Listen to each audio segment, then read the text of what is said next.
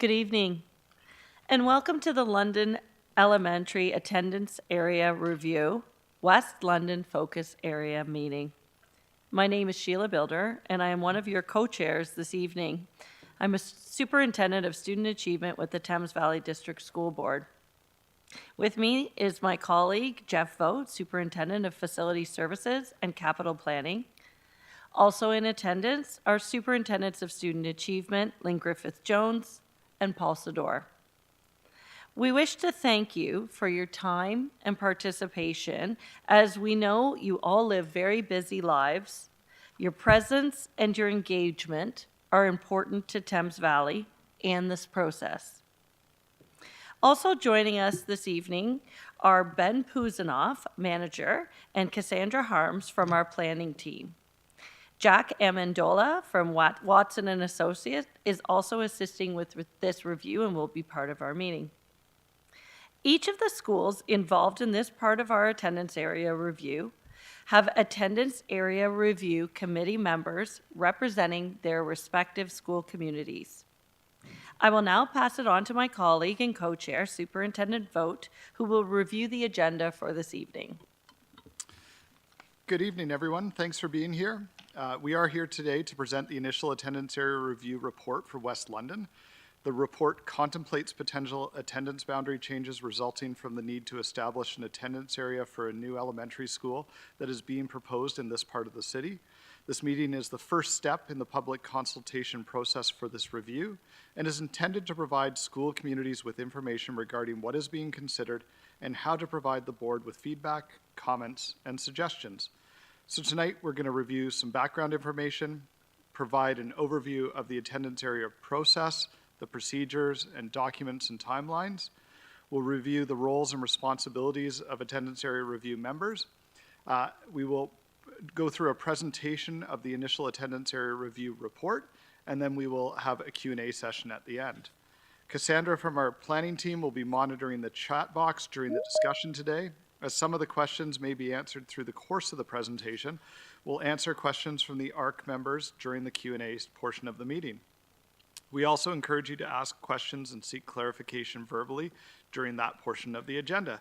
I'm now going to turn the presentation over to our Manager of Planning, Ben Puznov, who will walk you through the attendance area review process. Thank you very much, Superintendent Vogt, and good evening, everyone. I'm just going to provide a little bit of background regarding how we got to where we are today before providing an overview of the attendance area review procedure, as well as the role of attendance area review committee members. So back on June 23rd, 2020, trustees passed a motion requesting that the student distribution imbalance across the City of London be addressed pending the results of the 2019 and 2020 round of the Capital Priorities Program, which is the province's primary way of funding new capital work, including new schools and additions. The overarching feedback that we got from the ministry as part of that round of the Capital Priorities Program was that the TVDSB should be improving facility utilization within the city before seeking capital grants for new schools and additions. So essentially that we had to make better use of the existing spaces that we had in the city currently. Subsequent to those conversations with the ministry, administration did go away and began formulating potential boundary changes for the board's consideration for both the elementary and secondary schools across the city. The initial attendance area review report for the elementary panel in London was set to be presented to trustees on November the 23rd of last year.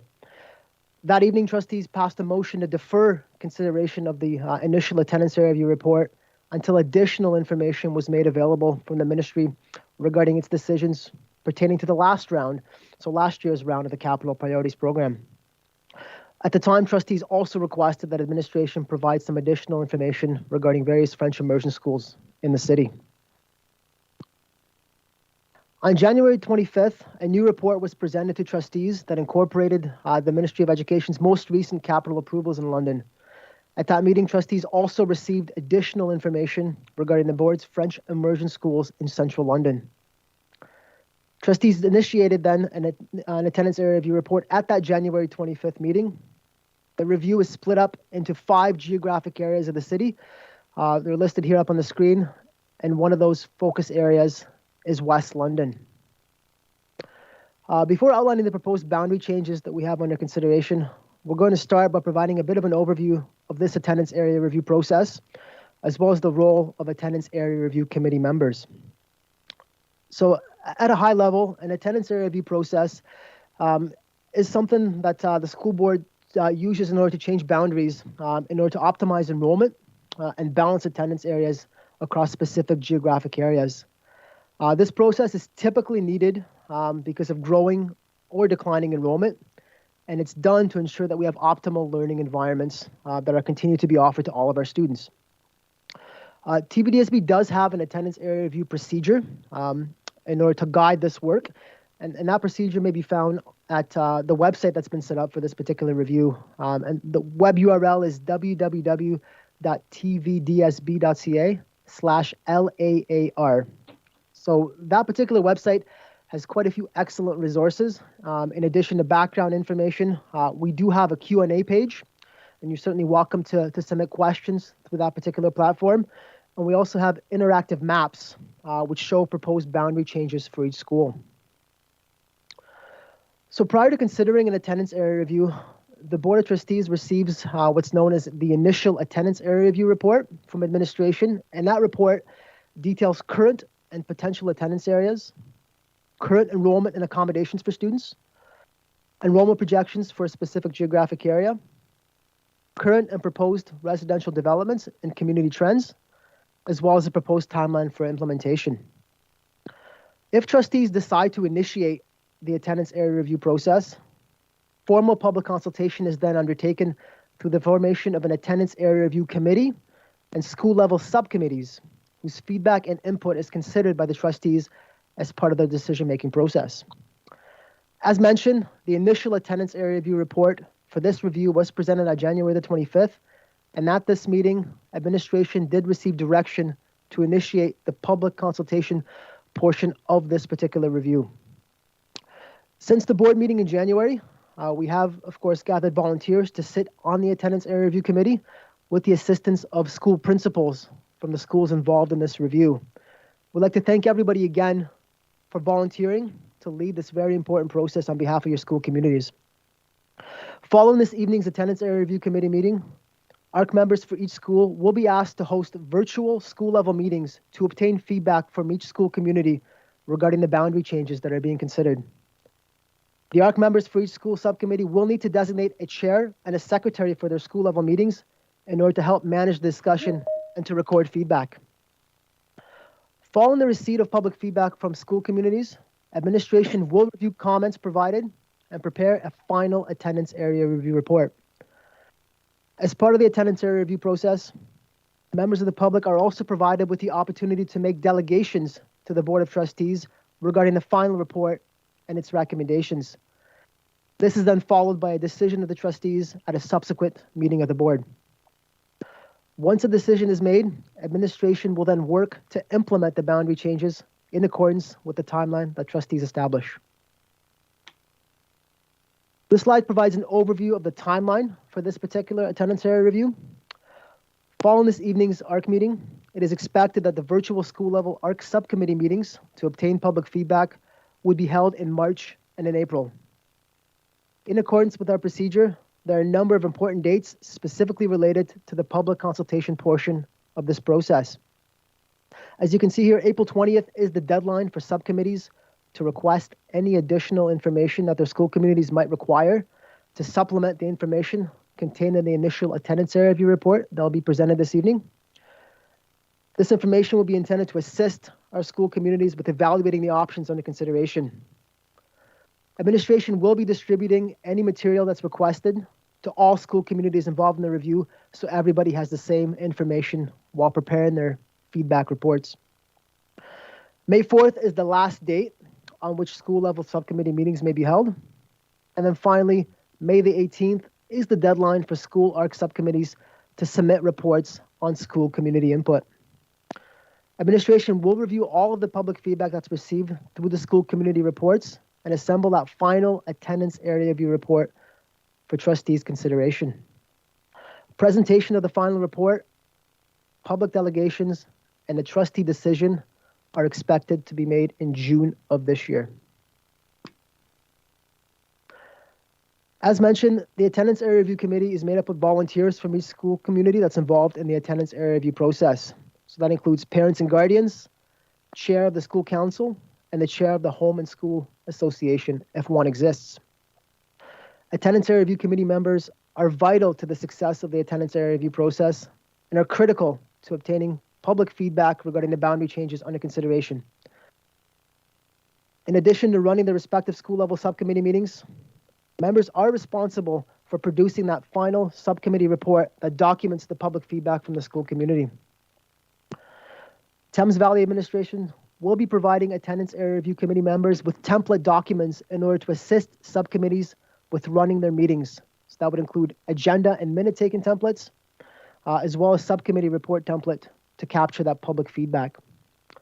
Presentation slides that summarize the changes under consideration will also be provided to subcommittees for inclusion in each respective presentation to the school communities. Subcommittees are welcome to supplement the presentation material provided with any additional information as they see fit. And finally, Thames Valley staff will act as a resource following the meetings if there's any questions that arise or if any information is needed in order to make recommendations to trustees as part of the preparation of that final report. At this point, I'm going to hand the presentation over to Jack Amendolia to provide an overview of the boundary changes proposed for this particular focus area of the review. Jack? Thanks, Ben, and hi, everybody. So the recommendations that came from the analysis and report specific to this area are focused primarily on dealing with increases in enrollment, new residential growth that's going to further increase enrollment in the future. All three existing schools in the area are operating pretty much at capacity or above capacity, in some cases well above capacity. And as mentioned, enrollment is only expected to increase. So as a result, the board submitted a business case to the Ministry of Education for a new 507 pupil place elementary school in Riverbend. The proposed school would be located in the Warbler Woods development, just south of Oxford Street. So board staff at this time is recommending that an attendance area be created for the proposed new school. And then there are some other boundary changes that I'll go through that would result, some other proposed boundary changes that would result if that approved new school was, and that proposed boundary was accepted. A couple of things to focus on the map that you're looking at to make or give some context and make us understand what I'll be describing. So the different colored areas that you see on the map right now, so the peachy area, the light gray area, the purple area, those are the existing boundaries of the three schools as they exist today. The cross-hatched areas that you see are holding areas, and what holding areas are those areas are usually in areas of new development where the resident school wouldn't have enough space to accommodate all the students coming from new development. So those students, as a temporary measure, are sent to a school that does have space. So in this case, all those cross-hatched areas are sent to Byron Somerset, as that's the holding school for this area. The bolded red lines that were open, just quickly, the black buildings there are the three black buildings are the location of the three existing schools. Then the red bolded lines that you see are the proposed new boundaries. So the one that's being outlined by the cursor now would be the proposed boundary for the new school that we discussed. And then you can see the remaining three red lines would be the resultant boundaries of the three existing schools. Just so I want to quickly go through if we look at the proposed new school first in the top portion of this map. So I want to just outline what the proposed roads and what the boundary would look like. So this new proposed boundary for the new school would be land comprised south of the Thames River, north of Oxford Street West, as well as land between Oxford Street West, Gideon Drive, and Woodhull Road. It also includes land located south of Oxford Street West, east of West Elburn, and west of Warbler Woods. 5 existing holding zones would be accommodated in the new school, and that kind of lets us focus on the other proposed change just to the south and in the south east portion of this map. So because those 5 holding zones would be accommodated at the proposed new school, as mentioned, because Byron Somerset would be the holding school, it would then free up capacity. It would move some enrollment out of that school. And that allows us to then recommend these changes that we see here. So one would be moving the existing Byron Somerset attendance area north.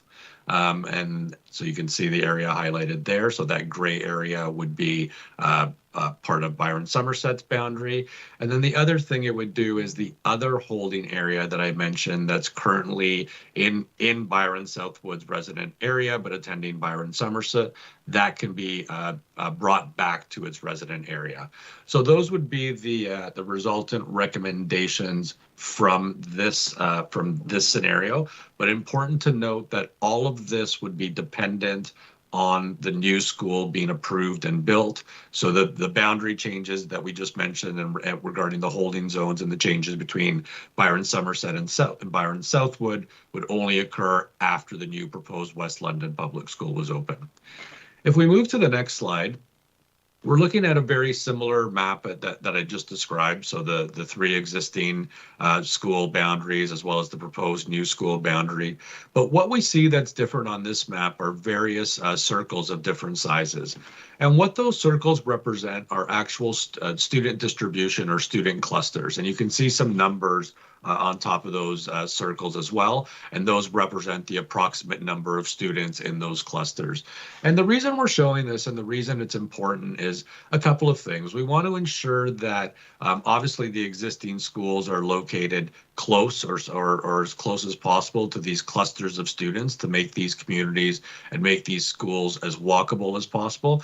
And we also want to ensure that as much as we can, we keep these major clusters of students confined into one boundary. It's not always possible because of existing neighborhood densities and existing locations of schools. But for the most part, that's what we try to do. And you can see that the proposed boundaries, again, not going to be perfect in every sense, but do a pretty good job of, number one, ensuring that those large clusters are within walkable distances of existing and proposed schools. And then, like I said, also for the most part, ensuring that those clusters are contained within one boundary. If we move again to the next slide, we'll get into a little bit more detail so you can get a better visual description of the verbal description that I just provided with regard to the proposed new boundary. So again, here the colors in this case are the proposed new boundaries or the proposed attendance boundaries of the new school. And the red bolded lines are the existing boundaries, or in some cases, you can see the existing holding zones. So again, just a close-up of what the existing holding zones and boundaries are and what it would look like under this proposed recommendation.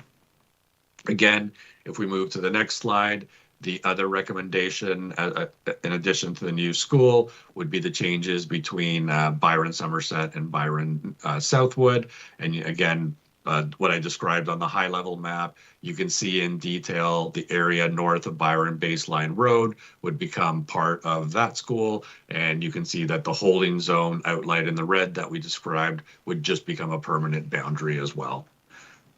So if we go to the next slide, we can see from a numbers perspective what this means. So a couple of things. If you focus on the top portion of this table, you can see what I mentioned at the outset of my portion of this presentation is that all the schools right now are operating pretty much at capacity.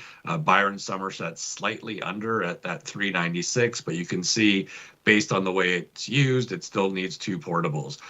Byron Southwood, 1 portable over capacity. Byron Northview, 7 portables, well over capacity. And you can see those red blocks on the right, which shows projected utilization, which is enrollment compared to the OTG, on the ground or permanent capacity of the school. And you can see that what's happening and what we described in terms of enrollments today is just becoming worse when we look at the 2023 numbers and continuing on into 2028. When you look at it from a total perspective as well, you can see that all 3 schools combined have a capacity of just over 1,400. You can see that enrollment in 2019-20, so a couple of years ago now, was already a couple of hundred spaces above that capacity. By 2023-24, closer to about about 350 over capacity, and then by 2028, about 400 over capacity. Just before we move on to the proposed solution, I want to take a second to point out why we have these different dates here and why we see 2023-24 as the implementation year, and then 5 years after implementation. So again, to be very clear, the implementation year is the proposed year that board staff are recommending that these proposed recommendations get accepted and are implemented. So it doesn't mean that, and in this case, as we described, these are dependent on the new school being approved. So again, that doesn't mean that by 2023-24, the new school is going to be open. This is the implementation year of this project and proposed recommendation. The reason we look at 5 years after implementation is because we want to have a sense that these recommendations are not going to be just for the short term or a quick Band-Aid fix, but actually ensure that there's some viability and sustainability to these recommendations and these numbers.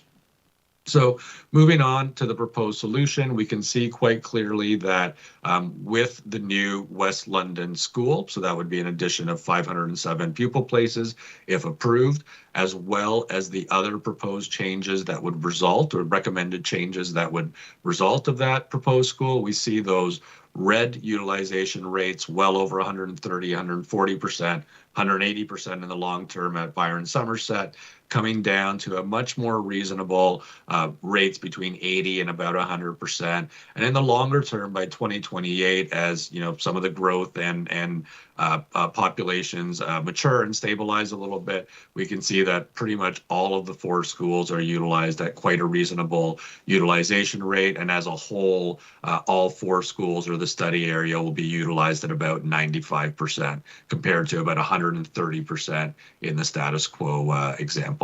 So at that point, I'm going to stop. I appreciate your time and attention so far, and I'll turn things back over to board staff. Thank you. Good evening, everyone. We're now ready to start the Q&A portion of our meeting. If anyone has any questions, feel free to type them in the chat or raise your hand, and we will try to get to them in order they are asked.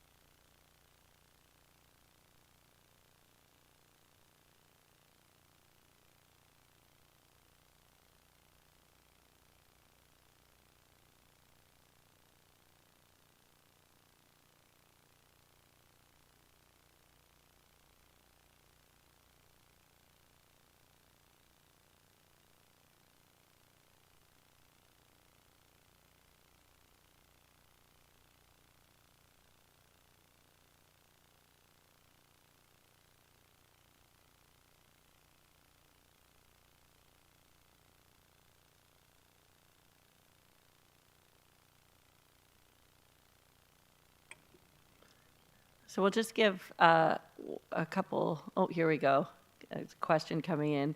It's a great opportunity if you are thinking of anything that might be on your mind based on the presentation. Just don't feel shy to ask it now by raising your hand, but we do see a couple of questions, so I'll turn it back over to Cassandra. So our first question comes from A's. What information will the subcommittees be collecting from their school areas? Thanks for the question. I'll take a stab at it, and maybe Manager Puznov may choose to add a few comments. But really, the role of the subcommittee is to share. We will provide you with the presentations relative to your school.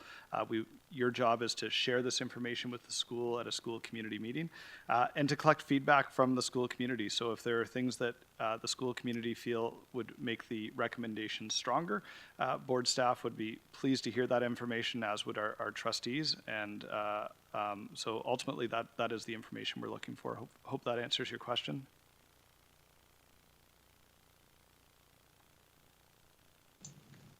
So our second question comes from Anthony Davis. They're new to the area. What/where is the red zone?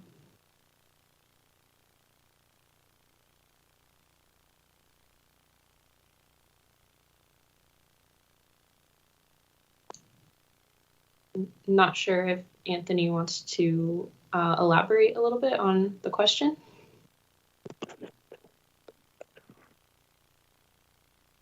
Hello, can you hear me? Yes. Okay. Yeah, I'm just okay, so I'm referring to for example, if there's a school closure and there is I'm sorry, maybe I mistakenly said red zone, but there's a zone where I'm not sure if we're in that zone or if we're outside of that zone, that normally school will be open where Middlesex is closed. Oh, I think you're Hope that's referring clear. So, Thank you. Thank you for the question. Yeah, because there's been a lot of things happening lately, so I can appreciate it sometimes confusing. So the red zone, I believe, what you're referring to is our student transportation services busing area, which would be in South London. It would be Westminster Central School, and I believe there's even a portion of Lambeth. So it is not in this attendance area. It should not impact, I don't believe, unless there may be some kids up in the Southdale area. But that is not part of this review. That is more related to the way that our transportation consortium does routing in our board. Thank you.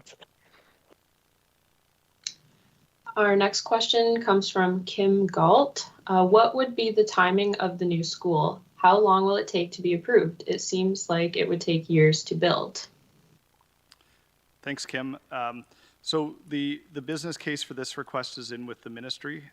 We hope to hear back in the next few months if it's successful or not. If it is successful, that allows board staff to start moving on this project. And we're probably from approval to opening in the ballpark of 4 years. To get a school open, that would allow us to acquire the land, go through the regulatory process and all of the approvals with the various groups and get the school open. If the school's not approved at this round of business cases by the ministry, staff would continue to submit this at every opportunity we get. We get an opportunity to submit business cases on behalf of the board about once per year. And we would continue to keep advocating for this school with the Ministry of Education. Yeah. So my daughter's in grade 1 now. So if it wasn't approved next time, would she have to move schools if she were in grade 7 or 8? Yeah, so thanks for the clarifying question. This is the sort of feedback that you may want to think about as a school community and include in your report. So if there's some sort of legacy agreement around what grades the school feels should remain at the school through the implementation process, I think that would make great feedback as part of your final presentation or your final, report. Thank you. Our next question is from Link Malott. Is the Byron Southwood projected 2028-29 utilization higher with the new school than without it? Just double checking the understanding of the presented numbers.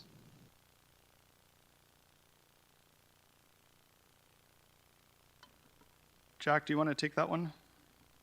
Happy to. Thanks, Jeff. Yes, so when the proposed recommendation with regard to Byron Southwood, if we recall, is 2 things. So the first thing is it again, assuming the new school is built, that the holding zone that's currently located within that boundary that's attending Byron Somerset would be returned. And then if you recall, the top portion of what we're proposing, there we go, the top portion of what we're proposing to go to Byron Somerset that's currently attending. So currently attending Southwood would then switch. So really it's increasing enrollment slightly. So by losing a portion of its bound.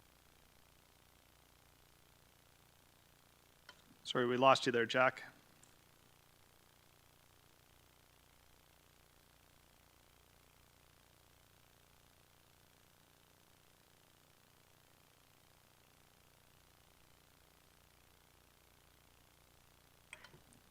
Ben, do you think you could finish off for Jack's statement while he works on technical?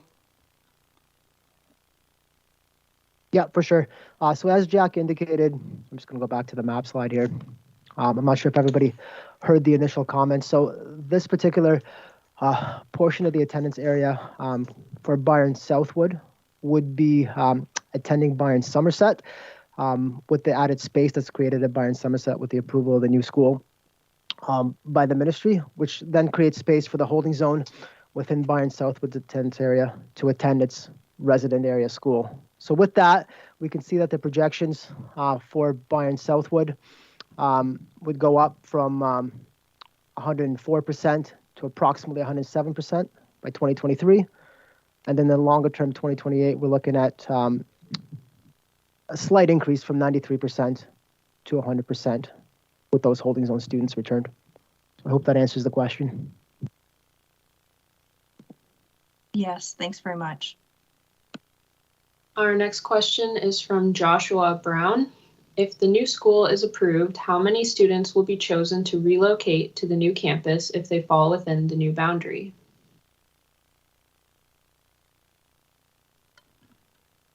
Ben, do you want to take that one?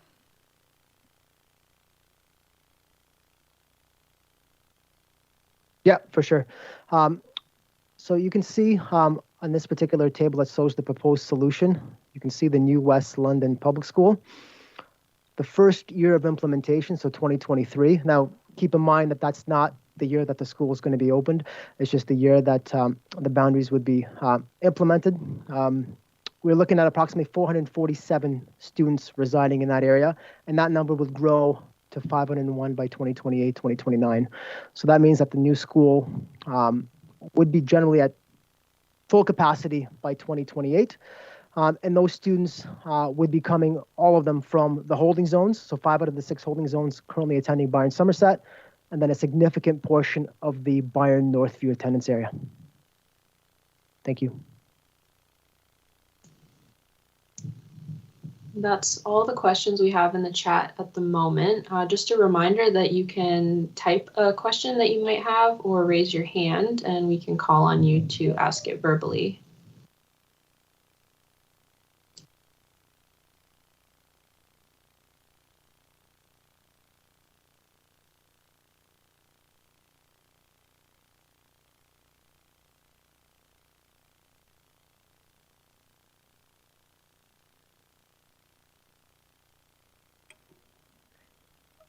Okay, well, if oh, we got one more. I think I should just start talking and then questions come in. One more.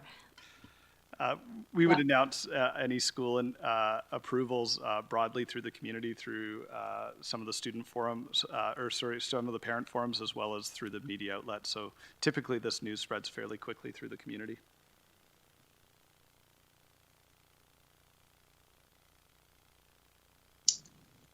We have a question from Link Malott. If enrollments exceed projections, would Northview absorb excess since they will be at 78% capacity with the new school? I'll start this and then maybe Manager Puznoff wants to run with it a little bit. But essentially, initially the set boundaries as proposed would absorb the schools and or absorb the students in each of those boundaries. And so if projections exceeded, we would initially be looking at some sort of temporary accommodation, so portables at those school sites to manage it. But of course, if things can, go well beyond any of the projections we're seeing at this point, then we would have to come back to this community at a future date to reassess where our boundaries are. That's great. Thank you, Superintendent Vogt.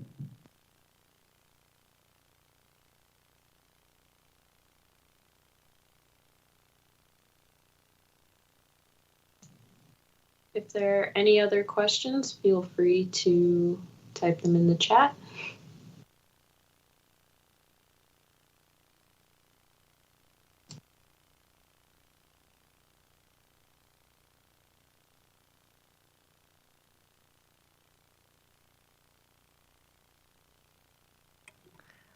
Okay, we'll try this again then.